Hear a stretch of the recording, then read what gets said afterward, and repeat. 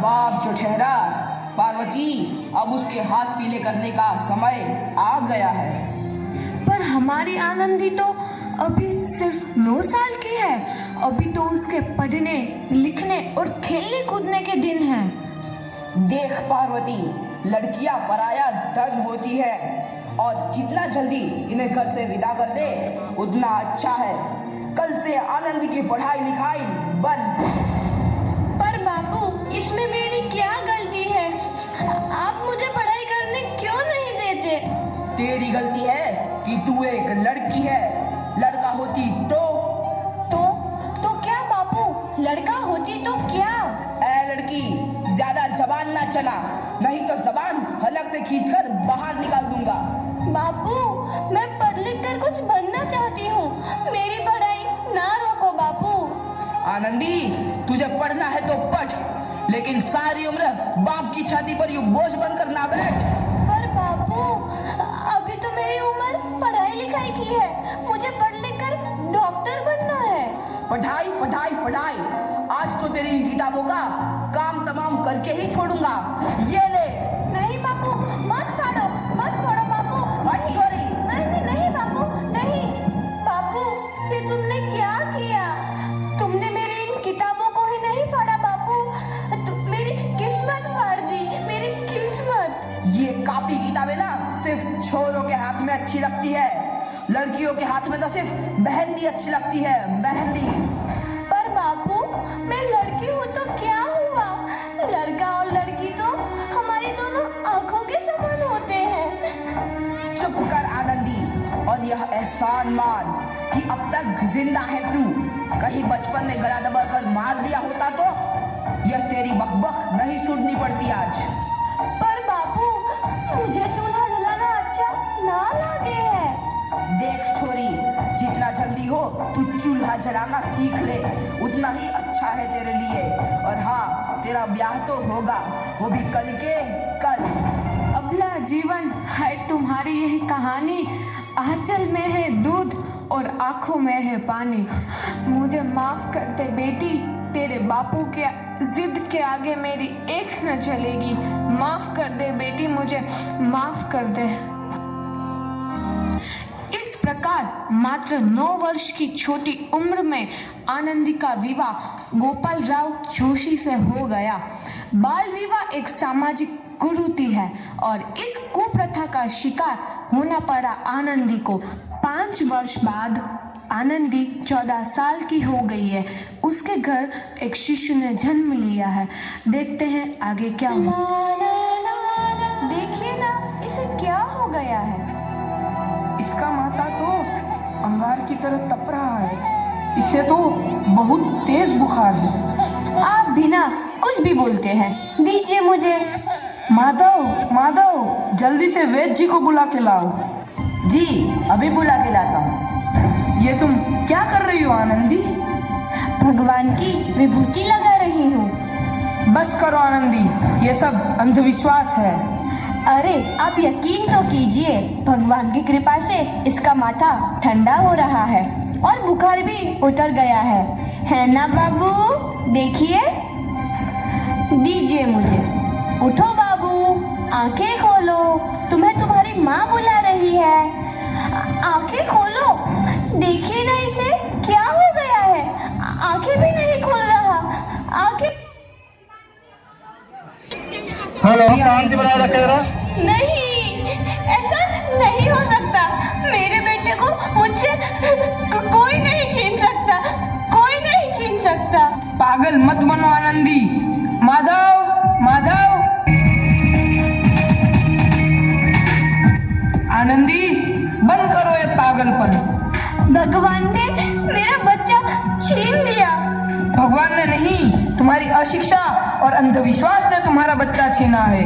अगर तुम पढ़ी लिखी होती तो आज हमारा शिशु जीवित होता। तुम अनपढ़ थी आनंदी, अनपढ़। नहीं, अब मैं अनपढ़ नहीं रहूंगी, नहीं रहूंगी मैं अनपढ़। मैं पढ़ूंगी ताकि कल किसी और आनंदी को इलाज के अभाव में अपना बच्चा ना खोना पड़े। शाबाश आनंदी, और यही तुम्हारे अपराध के लिए प्रायश्चित भी है। झम से दिखाए, तू है नदी आनंदी, तुम्हारी 12वीं का परिणाम आ गया है। तुमने पूरे कॉलेज में प्रथम स्थान अर्जित किया है।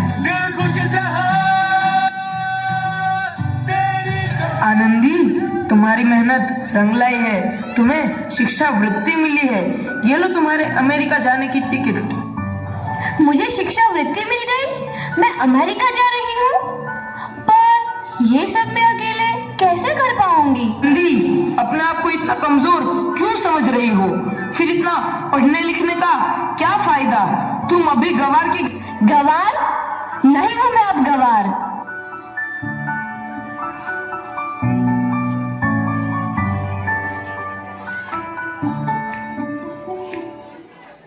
तो इस प्रकार 7 अप्रैल 1883 को आनंदी अमेरिका के पेंसिल्वेनिया के लिए रवाना हुई और 3 साल बाद उन्होंने डॉक्टर ऑफ मेडिसिन की उपाधि प्राप्त कर ली।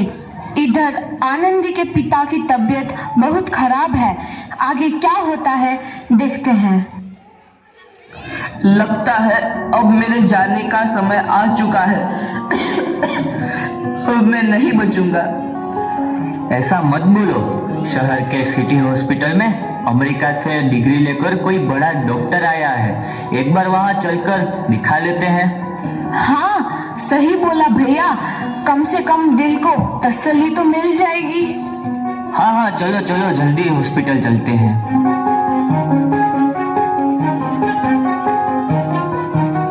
इस मरीज की हालत तो बहुत ही खराब है। कोई चमत्कार ही इसे बचा सकता है। ऐसा मत बोलो भाई। डॉक्टर साहब कब तक आ जाएंगे? लो आ गई डॉक्टर मैडम। डॉक्टर मैडम जल्दी देखिए, मरीज की हालत बहुत ही खराब है।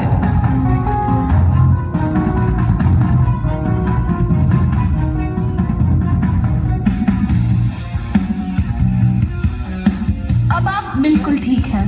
मौत के मुंह से आपको बचाया है डॉक्टर मैडम ने।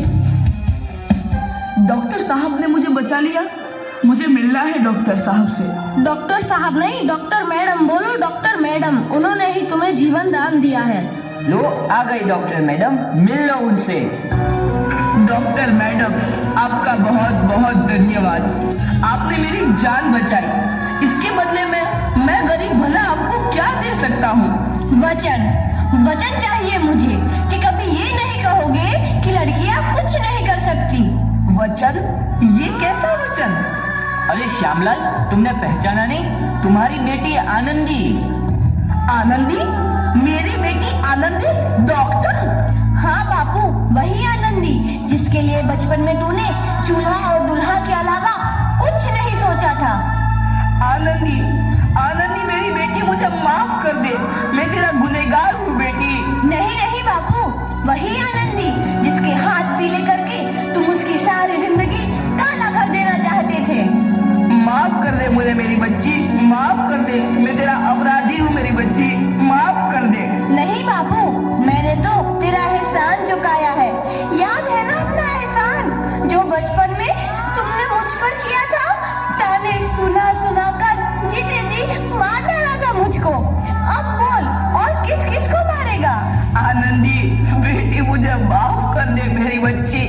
मैं तेरा गुनहगार हूँ। बापू, आपने ही तो बोला था किताबें सिर्फ बेटों के हाथ में अच्छी लगती है, बेटियों के हाथ में तो सिर्फ मेहंदी।